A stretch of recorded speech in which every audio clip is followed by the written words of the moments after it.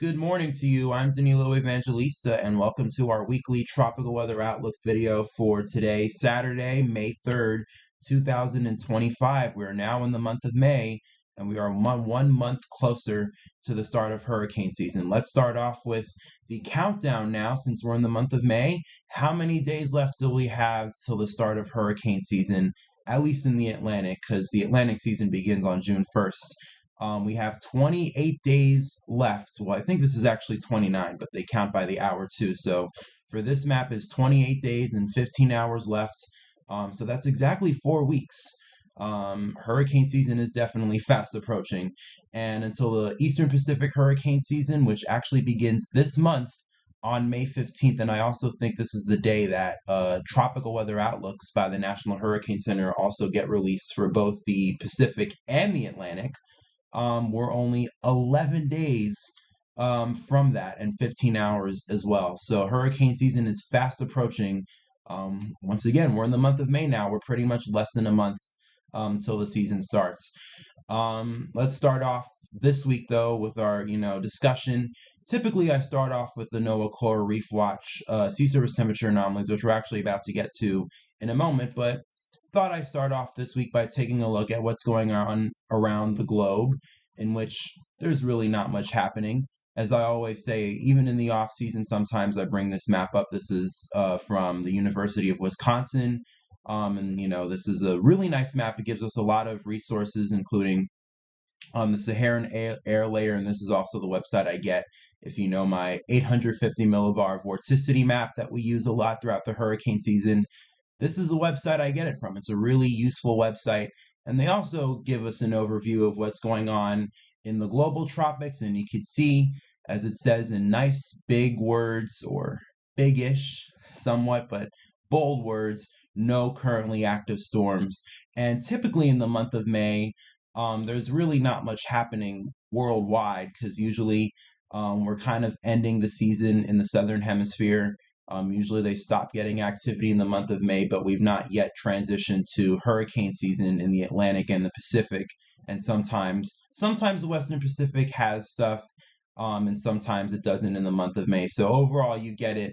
The month of May typically is not an active year or an active month globally, but we're just a few weeks away from us starting to get more active, especially in the Atlantic and the Pacific, and probably the Western Pacific too. Will probably get something very soon. We'll see though. Now let's move on to the sea surface temperature anomalies, as we typically do in these weekly videos. What's going on? Kind of opening the window and see what's going on outside. What's going on in the Atlantic and the Pacific today? Well, as of May 1st, we have a warmish Atlantic. There's still some of these colder anomalies left off the eastern coast of Africa, and I'm seeing quite a bit of talk online of people saying, oh, well, this might keep the hurricane season down. The only thing I'm really going to say to that is, well, look at the Pacific on the other hand, and notice that we also don't really have a very warm Pacific at all. In fact, actually look at these cold anomalies off the Baja Peninsula. That's a really interesting sign because, maybe that might also help keep the Eastern Pacific in check this year. But as I've been talking about for the last several weeks, we have an ENSO neutral out here. So we don't have an El Nino. That's already a major factor, kind of taken off the Atlantic. And, as I always say, it really just matters that we don't have an El Nino, and that automatically helps the Atlantic become more favorable. Because if we do have an El Nino, obviously that translates to warmer Pacific. We have rising motion in the Pacific, and as a result, we have sinking air in the Atlantic and stronger wind shear because the outflow of whatever convection we have in the Pacific.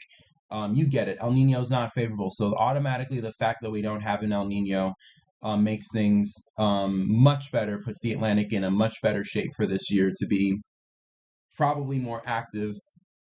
And it's also May 1st, and a lot of these anomalies here in the Eastern Atlantic, I'm not really worried. I mean, sometimes, typically during the spring, we have stronger trades which blow across the Atlantic, and sometimes we could see some cooling off occur out here in the Eastern Tropical Atlantic. But for one, at least talking about within the shorter term, at least the next month or two, Once we get into June and we start getting into the hurricane season, that does not automatically mean that the entire tropical Atlantic will become active.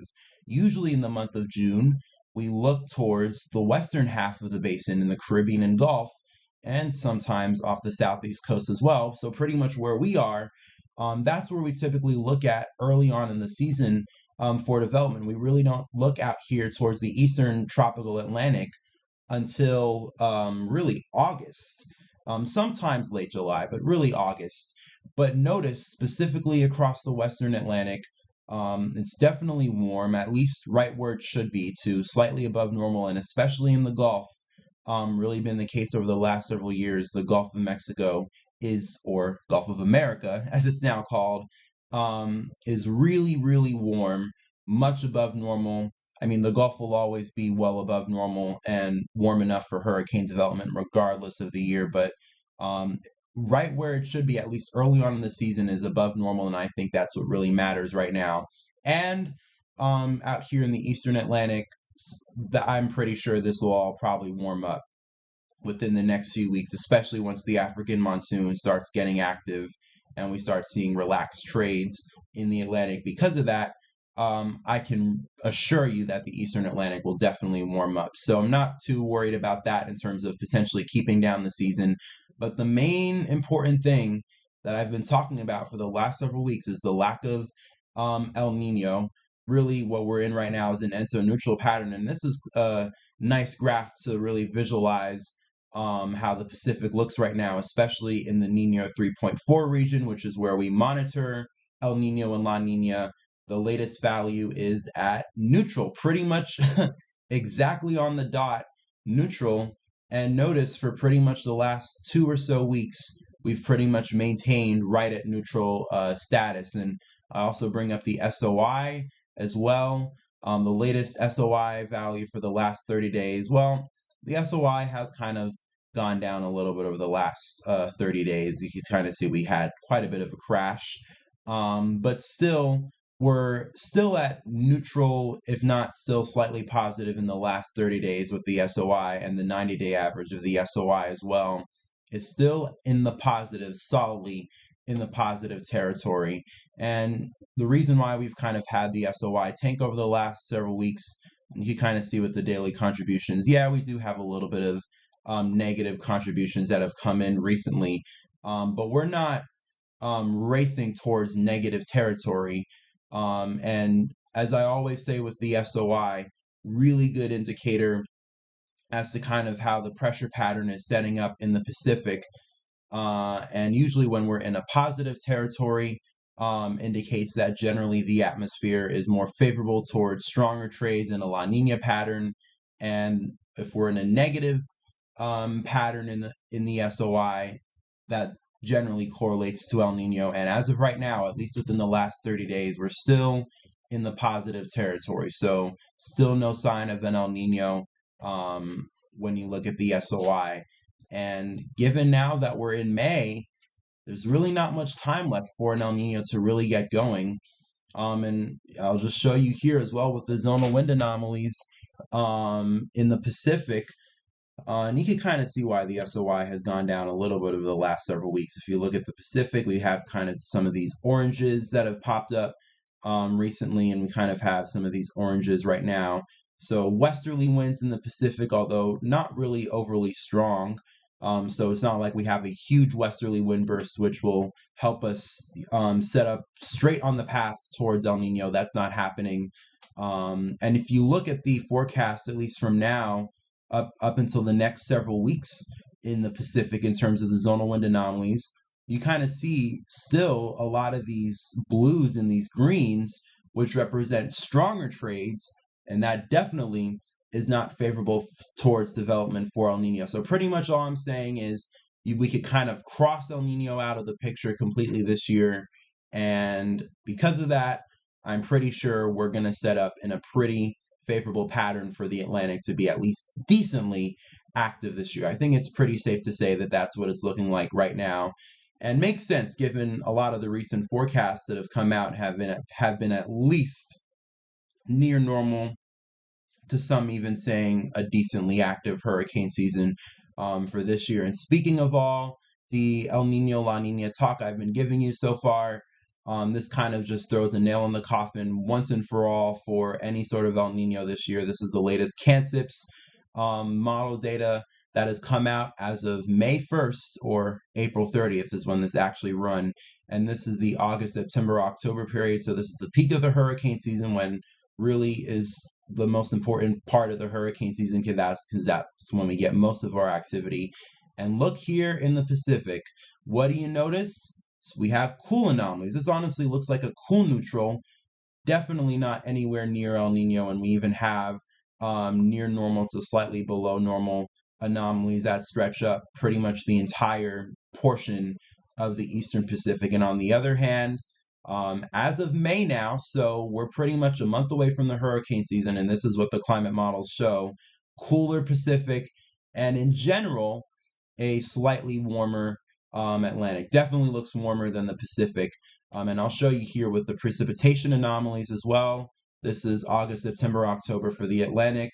Generally on the, more wetter side, if that's the best way to describe it, especially through the Caribbean, and in general through the deep tropical Atlantic, we're slightly, or at least leaning warmer, or I should say more wetter than normal. So I guess that would, indicate maybe more rising motion, more thunderstorm activity in the Atlantic, and that would generally overall indicate, if you were to look at this and, say what I think about this in terms of hurricane season, this probably indicates that the pattern wouldn't be too bad for us to have an active hurricane season. So we're now into May, and really no El Nino, and the Atlantic does look at least somewhat favorable this year, that we'll probably have an active hurricane season. I think it is safe for us to kind of say all that. And of course, we'll have some more climate models come out over the next several days, because usually it takes a few days for all the climate models to roll out. Just the CanSIPS comes out first on May 1st, and then I think we'll have the CFS and the Euro and all of that come out in a matter of a few days. So we'll look at that. We'll look at those models when they come out, and we'll probably do that next week, but probably going to show the same. And yeah, it's looking like this hurricane season. The summary, if you want a summary of what I'm trying to say, looks like this hurricane season is going to set up to be at least near normal to probably decently above normal. And a lot of the talk that I'm really seeing of this hurricane season potentially not really being that active, I honestly really don't get. That's all I have to say about that for right now. And obviously, in just a matter of a few weeks, we'll see how this all pans out. Moving on though, from the tropics really quickly before we end, how is our weather here at home, at least in the United States? How is that looking? Kind of also, kind of focusing on what we have in terms of weather right now. Not much happening in the United States today in terms of at least, severe weather, although if you're in the eastern half of the United States today, expect some severe weather. We don't have any watches and warnings in effect right now, but looking at the Storm Prediction Center map for day one, you can see that there is some severe weather expected for the eastern part of the United States, extending all the way from the Gulf Coast up into New England, and we even have a slight risk in effect for a pretty wide area from South Carolina all the way to New Hampshire. So obviously, plan your day accordingly. Keep a watch to the skies. There is a tornado risk, at least in the Northeast. There's a small tornado risk. 2% may seem small, but definitely, at least I could tell you by Northeast standards, 2% is definitely, it's not zero. So there is a chance for tornadoes today. Also a chance for wind and hail. So definitely a severe weather day. So keep that in mind. It's also pretty warm today, so that's probably contributing to it. Also a sign of, hurricane season almost coming soon. We're now beginning to enter a more summer pattern. Now let's move on to day two. Some severe weather expected across the southeast tomorrow, although nothing significant. Is there a tornado risk? Yes, for Florida, there's a tornado risk, and then there's obviously a small wind and hail threat. And then by Monday, there's a slight risk for Texas, possibly a slight risk in effect for severe weather. And then let's take a look at over the next 4 to 8 days. nothing significant when it comes to the severe weather department. So I guess there's some severe weather expected today across the portions of the Northeast. If you're in any of the risk areas, keep an eye to the skies, plan your day accordingly. And of course, if you are in a severe storm, obviously take action and head indoors whenever the storms do come. That's pretty much all I could say about that. Really quickly before we do go, though, um, kind of something that the National Weather Service does every single year, pretty much around this time, Hurricane Preparedness Week, and that's upcoming this week, and that's why I'm bringing it up today, because it starts tomorrow. It's coming up the entirety of next week. Starts tomorrow, May 4th, and it goes up until May 10th. And the National Weather Service does this every single year around this time in early May to spread awareness about hurricane preparedness, which is what we all need to be doing. Right now is the time to do it, especially because we're less than a month away from hurricane season. And pretty much the entirety of this week, they're doing an online social media campaign to spread the word and get people to prepare for hurricane season. So pretty much this is my reminder to you that hurricane season is coming. Where once again, don't really need to know how much I can emphasize this, but we're less than a month away from hurricane season now. You should start preparing now, even if this hurricane season is not going to be active, which, as I showed you today, it's looking like it could be another active year in the Atlantic. Of course, given the fact that we won't have an El Nino, and the Atlantic is still decently above normal in terms of sea surface temperature anomalies, although that could definitely change, and it'll probably get warmer. Even if we're not going to have an active hurricane season, even if it's not expected to be an active year, remember the saying, it only takes one to be a really, really bad storm for you. So always prepare. And we've definitely had our share of bad storms over the last several years. So don't take this time for granted. Prepare now. And do it this week since it's Hurricane Preparedness Week. Why not? All right, with that being said, I'm going to end it off for today's discussion. Not really much else to go over. With that being said, if you really enjoy what you saw today, I would really appreciate it if you like, comment, subscribe, share this video with family and friends, help us get our community growing. Why not? Stay safe. Peace, love, and kindness to you all. Enjoy the rest of your weekend. And I'll see you back here next week for our next weekly tropical weather video.